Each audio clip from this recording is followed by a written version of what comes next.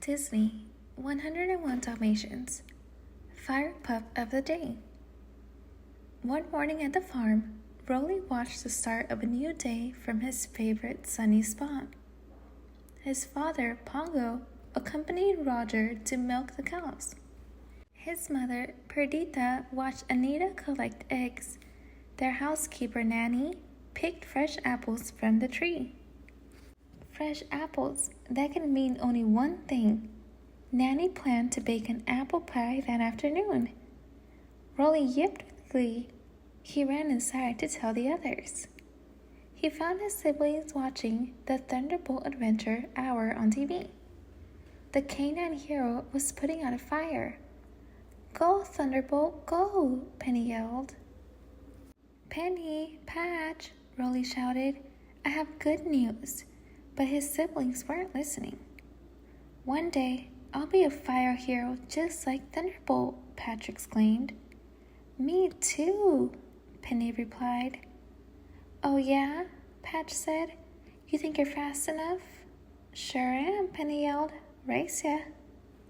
Rolly sighed as his siblings sprinted towards the front door, just as Roger, Anita, and Nanny came inside. "Whoa there, Patch," Roger cried as milk spilled on the pup. "Careful, Penny," Anita exclaimed as an egg splattered near their feet. "Oh boy," Nanny added, "our house has gone to the dogs." Pongo and Perdita arrived home next. "Settle down, children," Pongo said. "You must be more careful." "But Dad," Penny pleaded, "we're practicing to become fire pups." "I have an idea," Perdita replied. "Let's go to the barn." In the barn, Perdita and Pongo set up a series of challenges. "Now, puppies," Perdita said, "here are 3 fire safety training exercises. Let's see if any of you are ready to become junior fire pups." The puppies barked their approval. "Firefighters must keep their hoses neat," Perdita exclaimed. "Let's see how quickly you can coil a garden hose." Patch and Penny ran in perfect circles with their noses. Rolly tried his best, but when he finished, he had tangled himself into one giant knot. Next, firefighters use ladders to rescue people. Perdita said, "Let's see who can climb the ladder the fastest." The puppies hurried up the ladder, but Rolly was afraid of heights. He became dizzy and fell, bumping each rung on the way down. Cluck, cluck, cluck. Perdita rushed to him. "Oh no, Rolly, are you hurt?" "I'm fine," Rolly said. He was just disappointed. The final challenge was to race to the fire hydrant at the edge of the farm. "What's the use?" Rolly said. "I can't keep up." "You're doing wonderfully," Perdita told him. "Don't give up." Rolly shrugged as he went to the starting line. "Ready, set, go," Pongo yelled. Rolly quickly fell behind. Disheartened, he slowed down to catch his breath. But he noticed something unusual. He'd expected to smell Nanny's delicious apple pie, but instead he smelled smoke. Rolly forgot about the race and scuttered into the kitchen. Sure enough, smoke rose from the oven. The pie was burning. Rolly thought about what Thunderbolt would do. He gathered all his might and barked as loud as he could. Soon, Anita, Roger, and Nanny ran in. "Oh my," Nanny exclaimed, turning off the oven. "I forgot about my pie." To help, Anita and Roger opened the window and the door. Pongo, Perdita, Penny, and Patch arrived just as the smoke cleared. "Good thing you smelled the smoke, Rolly," Roger said. "Otherwise, there could have been a real fire." "You are a hero," Anita exclaimed. "Say," said Roger, "why don't we stop by the firehouse so we can tell the team about our very own rescue pup?" Before they left, Nanny gave the puppies some pie scraps. I guess it's not always important to be the fastest, Patch admitted. Or the strongest, Penny added. But we can all be brave and save the day, Rolly said with his mouth full. The trip to the firehouse was everything Rolly had dreamed it would be. He saw fire trucks and met real firefighters. Great work today, the captain said as he placed a fire helmet on Rolly's head. You must have a real nose for safety. Rolly smiled. I could get used to being a hero, he thought. Disney, the Aristocats, the surprise party. Early one morning, Thomas O'Malley yawned, stretched, and found 3 little kittens jumping on his bed. Mary, Berlioz, and Toulouse began singing cheerily while Duchess presented O'Malley with a dish of cream. Happy birthday, the cat sang out. Well, gee, that's the best birthday present I ever got, O'Malley exclaimed.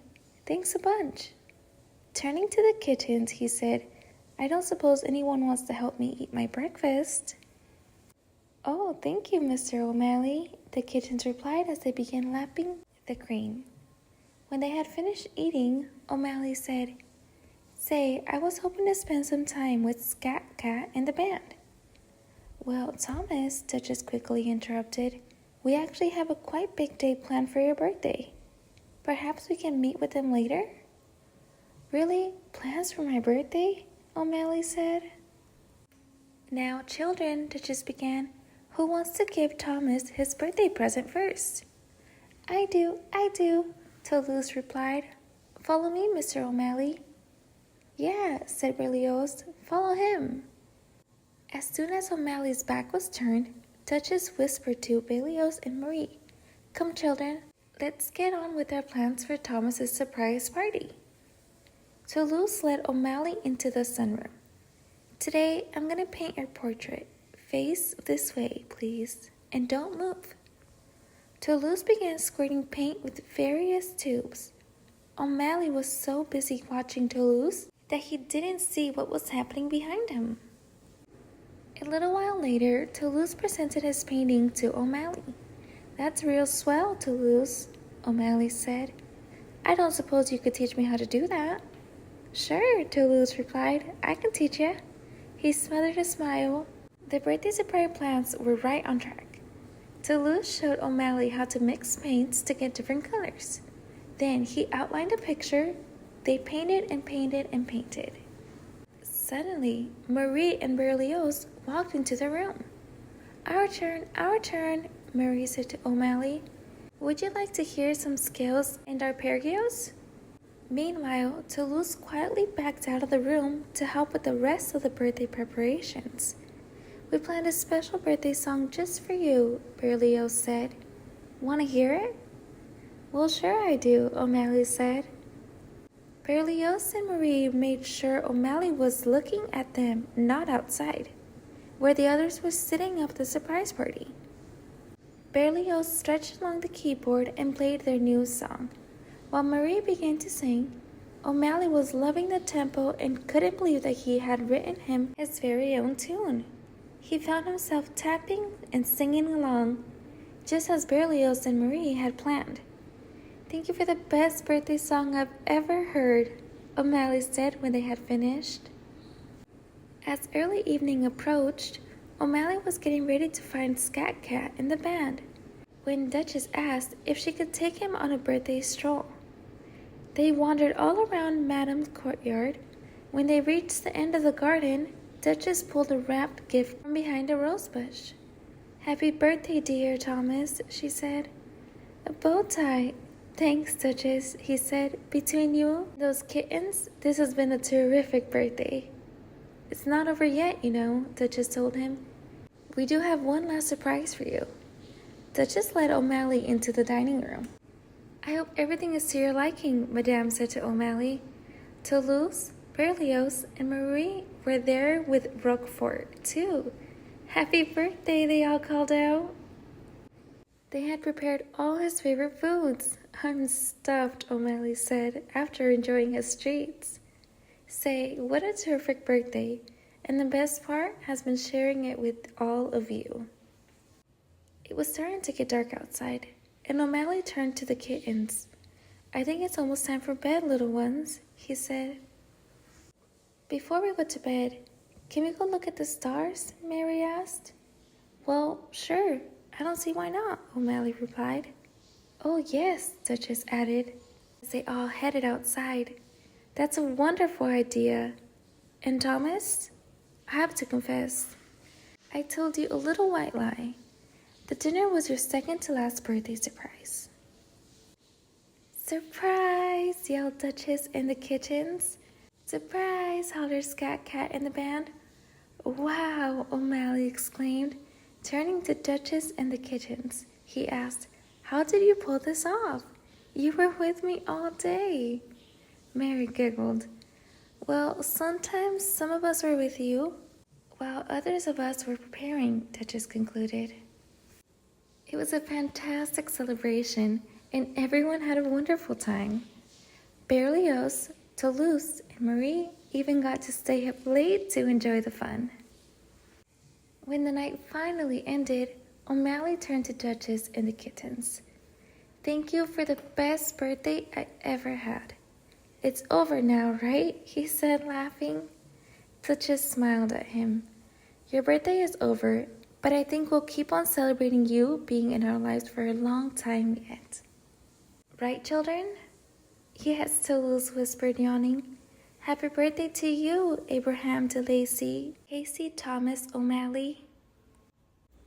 Disney Pixar, up. Watch Doug. Doug bounded over some rocks, scrambled up a hill, and crossed a little stream. The golden retriever was looking for a spot to camp for the night. Following him were his friends Carl Fredrickson and Russell. Doug had met them in South America when Carl and Russell were on an adventure. Doug wanted to find the best camping spot ever, just for them. Around his neck, Doug wore a high-tech collar that helped him speak to humans. Find the spot, he chanted out loud. Suddenly, Doug saw a good place. Point, he shouted. He froze and pointed towards a clearing up ahead. It had trees on 3 sides and a beautiful view across a valley. Russell and Carl looked around. I like it, Russell said. Carl put down a picnic basket that held their dinner and breakfast for the next day. Next to it, it had placed a jug of lemonade. Okay, Russell, let's set up those tents of yours, he said. The day had been full of new sights and sounds. Carl, Russell, and Doug had hiked along a trail and climbed to a beautiful overlook. But now the day was over, and the sun was setting. Carl and Russell put up the tents and unrolled their sleeping bags. They cooked dinner over the campfire, and afterwards they roasted marshmallows. But Russell's yawns were getting bigger. It was bedtime. His eyes half closed, Russell started to walk towards the tent. Hey, look at this, he suddenly shouted.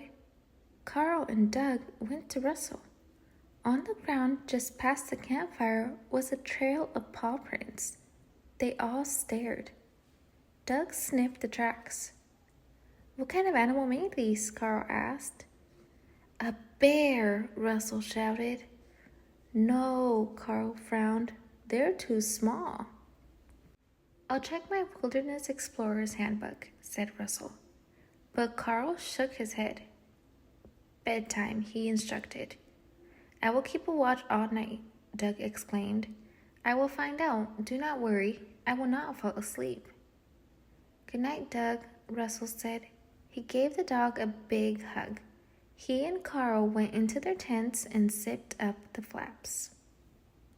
Doug was proud to have such an important job. He was going to be a super watchdog. Doug sat outside the tents as still as a statue. His tail wanted to wag, but Doug wouldn't let it. But wait, What was that by the oak tree? A squirrel? Doug charged down the tree and tripped over a rope on Russell's tent. Part of the tent collapsed. Doug hung his head. He hadn't meant for that to happen. He waited for Russell to come out. Then he heard a snore. Russell was still sleeping. Doug slunk back to his watching spot. He had made one mistake, but that could happen to any watchdog. The moon rose higher into the sky. Doug wanted to haul at the moon, but that would wake up Carl and Russell. So he buried his nose under his paw. Then Doug got an itch on his back. He rolled over to scratch it. At that moment, a bat swooped down over the clearing. Doug jumped up in surprise. He accidentally knocked over the jug of lemonade behind him, and it spilled all over the ground. Embarrassed, Doug went into the stand guard near Carl's tent. It wasn't as messy over there. Doug watched as the moon traveled across the night sky. All was quiet. Rustle, rustle, rustle. What was that noise? There, by the picnic basket. Rustle, rustle, crack. Doug sneaked across the clearing, keeping low to the ground. He spotted fresh paw prints in the dirt. Then he saw a shadow near a tree. Something was prowling. Now it was rummaging. Woof, woof, woof, Doug barked. The intruder turned toward him. It had a black mask and a striped tail. It was a raccoon. And it was trying to get the food in the picnic basket. Not on Doug's watch. Move away from the basket, he said. This is our breakfast. You cannot eat it. The raccoon grabbed a string of sausages in its teeth. Doug took the other end. He tugged. The raccoon tugged. Doug tugged harder. The raccoon hissed. Doug growled. Finally, the raccoon let go. Doug had won. Defeated, the raccoon scampered away. Doug triumphantly carried the sausages back to the picnic basket. They were a little roughed up and dirty. A couple of leaves were stuck on the slobbery spots, but he was sure Carl and Russell wouldn't mind. Doug was proud of himself. He had spotted the intruder in the dark and scared it away. He had even saved breakfast. He felt like a top watchdog. Soon, the sky began to lighten, and the stars started to fade. Doug was very sleepy. His eye felt so heavy. His paws felt so heavy. His ears and nose and tail felt so heavy too. But he couldn't give up standing guard now. It was almost morning. Doug put his head down on his paws. He would rest for just a minute, then go back to keep watching. Resting his head felt nice. Maybe he should rest his eyes for a minute, too. It was getting harder and harder to keep them open. Doug closed his eyes. He wasn't going to sleep, though. He was going to stay up all night to make sure Carl and Russell were safe. Nothing was going to bother them. Not as long as honk shoo, honk shoo. Doug fell asleep. A few minutes later, Carl came out of his tent. He no longer slept as long as he used to. Carl looked around the clearing. He noticed Russell's tent and heard the boys still snoring. He saw the dirty sausages striking out of the picnic basket and the jug of lemonade on its side. Carl sat next to Doug. Doug opened one eye. I found him. I found the creature that made the paw prints, he said. Yes, I heard you, Carl said. He gave Doug a pat on the back. Good dog. Good Doug. Is it breakfast time yet? Russell suddenly called from inside his tent. No, go back to sleep, Carl replied. After a moment, Russell's snoring continued. Then, together, Doug and Carl watched the sun rise over the misty valley. Disney, Lilo and Stitch, Stitch's day at school. Lilo and Stitch were excited. It was pet day at school. All the kids were bringing their pets to class. Hurry up, Lilo, Nani, Lilo's older sister, called. You'll be late for school. Nani looked at Stitch. We're going to be on our best behavior today, right? Stitch nodded. He was very excited to go to Lilo's school. At school, there were all different kinds of pets. Some were big and fluffy, some were small and scaly. Some even looked like their owners. The class also had a pet of its own, a frog named Mr. Phibbs, but none of the animals looked like Stitch. After each presentation, Lilo got more and more excited. She couldn't wait for her turn. Stitch was curious about all the different creatures, but when he tried to get a closer look at the class pet, Mr. Phibbs jumped out of his habitat and disappeared through the door. Stitch chased Mr. Phibbs. The frog hopped down the hall and into another classroom. In that classroom, students wore goggles and aprons as they worked on experiments. It reminded Stitch of Jumbo's lab. Stitch knew he should find Mr. Phibbs and get back to Lilo, but he couldn't resist trying his own experiment. With some careful pours and shakes, Stitch created a stink bomb that sent everyone scrambling from the room, including his froggy friend. The hallway was filled with students headed towards the cafeteria. How would he ever find Mr. Phibbs in that crowd? Stitch followed all the students as they filed into the cafeteria, searching for the little green frog. Stitch didn't have to worry. Mr. Phibbs hopped right behind him to the cafeteria. Stitch tried to grab him, but missed. Mr. Phibbs jumped right onto a tray, spilling food everywhere. Food fight! As the cafeteria erupted into chaos, Stitch spotted Mr. Phibbs jumping out the door. As the frog hopped from room to room, Stitch followed, but every time he got close, something new caught his eye. He was doing math when he remembered what Nani had said about the best behavior. School was interesting, but the clock was ticking and he needed to get back to class with Mr. Phibbs, and fast. At last, Stitch found Mr. Phibbs, just as a whistle blew and red bubbles filled the air. Stitch ducked, jumped, and cartwheeled across the gymnasium and caught Mr. Phibbs. Now he could get back to Lilo's class. And just in time, it was Lilo's turn to introduce her pet for Pet Day.